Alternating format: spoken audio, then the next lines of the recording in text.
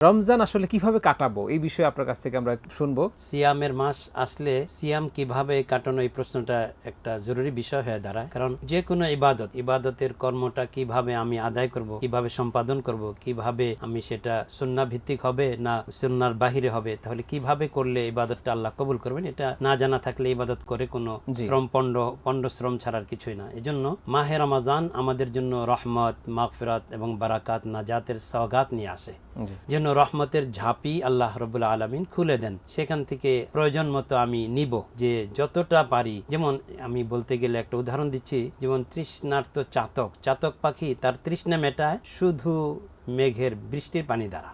আচ্ছা, সে অপেক্ষা করতে থাকে কখন আসমান থেকে বৃষ্টি বর্ষিত হবে, সেই পানি দ্বারা তৃষ্ণা নিবারণ করবে। তো ঠিক প্রতিটি মুমিন হৃদয় মাহে রমাজানের জন্য চাতক পাখির মতো তাকিয়ে থাকে এবং তৃষ্ণার্ত থাকে যে কিভাবে আমি রমাজান পাবো। কারণ রমাজানের বাইরে যে সময়গুলো কেটেছে, আল্লাহর সাথে আমার বন্ধনটা খুব দুর্বল হয়ে পড়েছিল। এই বন্ধনটাকে কিভাবে নিবিড়, গভীর, সুদৃঢ় করা যায়, এর পেগাম আমাকে রমাজান দিয়ে যাচ্ছে। কারণ হলো রমাজানের মূল শিক্ষা হলো তাকওয়া। আল্লাহ তাআলা যখন সিয়ামের কথা বলছেন সূরা বাকারা, তখন আল্লাহ রাব্বুল আলামিন ইরশাদ ফরমান, আউযু বিল্লাহি মিনাশ শাইতানির রাজীম, ইয়া আইয়ুহাল্লাযীনা আমানু কুতিবা আলাইকুমুস সিয়াম কামা কুতিবা আলাল্লাযীনা মিন ক্বাবলিকুম লাআল্লাকুম তাত্তাকুন। তোমাদের উপর সিয়াম ফরজ করা হলো যেমন ফরজ করা হয়েছিল তোমাদের পূর্ব উম্মতদের উপর। পূর্বে ছিলেন ইহুদি যারা ছিল, নাসারা, তাদের মধ্যেও সিয়াম ছিল। তো তাদের উপর যেমনটা ফরজ করা হয়েছিল তোমাদের উপরও ফরজ করা হলো। উদ্দেশ্য কি? লাআল্লাকুম তাত্তাকুন, যাতে তোমরা মুত্তাকি হইতে পারো। কারণ একজন ব্যক্তির জন্য ইবাদত বন্দেগী যাই করি আর না করি, সারবত্তা হচ্ছে যে আমি মুত্তাকি হয়ে যাওয়া। কারণ হযরত আলী রাদিয়াল্লাহু তাআলা আনহু মুত্তাকি বলা হয় ওই ব্যক্তিকে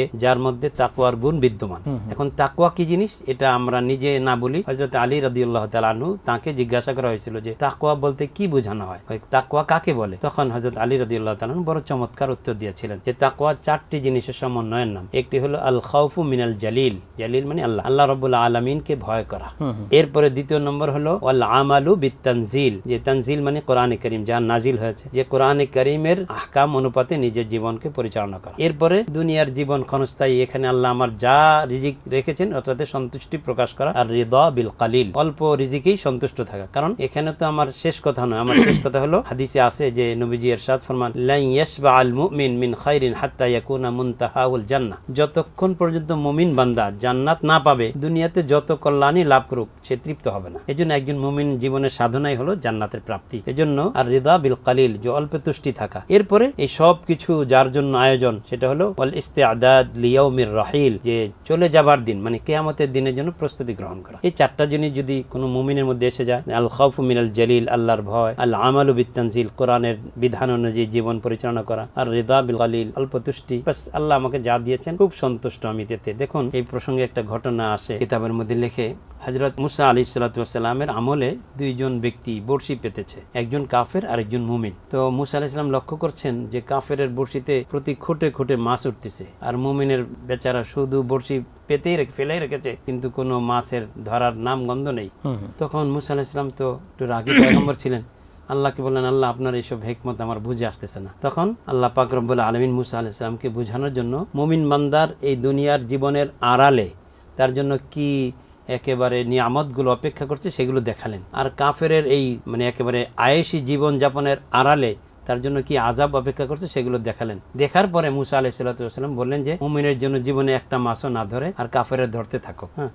এই জন্য আর রিদা বিল কালিল, যে আল্লাহ আমাকে নাহনু কাসামনা বাইনাহুম মাঈশাতাহুম ফিল হায়াতিদ দুনিয়া ওয়া রাফা'না বা'দাহুম ফাওকা বা'দিন দারাজাত, যে জীবন যাপনের উপকরণটা আমি বণ্টন করেছি। আল্লাহ নিজে বলেন, আমি কাউকে ধনী করেছি, কাউকে নির্ধন বানিয়েছি, এটা আমার ইচ্ছা আমি করেছি। এখানে কারো কোনো রকমের প্রশ্ন করার সুযোগ নেই। লা ইউসআলু আম্মা ইয়াফআলু ওয়া হুম ইউসআলুন, আল্লাহ কি করেছেন এতে কারো কোনো রকমের দ্বিধাদ্বন্দ্ব করার প্রশ্ন করার অবকাশ নেই, বরং বান্দা কি করলো এটা আল্লাহ তাআলা প্রশ্ন করবেন, তাদেরকে জিজ্ঞাসাবাদ করা হবে। তো এই তিনটার পরে যখন আল ইস্তিআদাদ লিয়াউমির রাহিল, পরকালীন যাত্রার জন্য প্রস্তুতি, এই চারটা বিষয় যদি কারোর মধ্যে এসে যায় তাহলে তিনি মুত্তাকি হয়ে গেলেন। আর মুত্তাকি হইলে তাহলে কোরআনে কারীমের ভাষায় আল্লাহ বলছেন রব্বুল আলামিন, ইন্নামা ইয়াতাকাব্বালুল্লাহু মিনাল মুত্তাকিন, আল্লাহ মুত্তাকি বান্দাদের আমলই কবুল করেন। যেমন দেখুন হযরত আদম আলাইহিস সালামের দুই সন্তান হাবিল এবং কাবিল, যখন বোনকে কে বিয়ে করবে নিয়ে দ্বন্দ্ব হলো, তখন আল্লাহ পাকের পাকের পক্ষ থেকে নির্দেশ আসলো যে তোমরা কোরবানি দাও। কোরবানি আমাদের মধ্যে শুধু পশুতেই সীমাবদ্ধ ছিল না, তখন আপনি যেই জিনিসের মালিক তার মধ্যে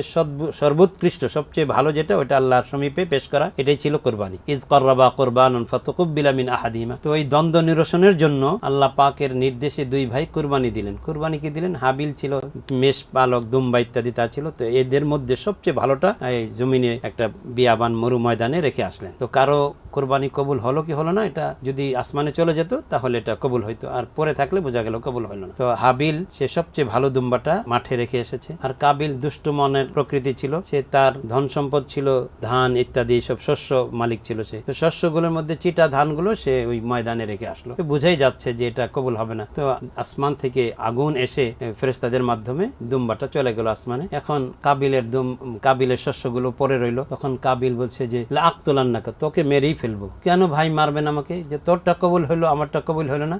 তখন ভাই বড় হাবিল বড় চমৎকার উত্তর দিয়েছিলেন, ইন্নামা ইয়াতাকাব্বালুল্লাহু মিনাল মুত্তাকিন, যে মুত্তাকি বান্দাদের ইবাদতই আল্লাহ কবুল করে থাকেন। এজন্য সিয়াম সাধনা, এই আপনার নামাজ, রোজা, হজ, যাকাত যেগুলো আমরা পালন করি, এগুলোর মূল উদ্দেশ্যই হচ্ছে মানব মনে আল্লাহর উপস্থিতি এবং তাকওয়া। হেভেন টিভি, জান্নাতি আহ্বানী প্রতিক্ষণ।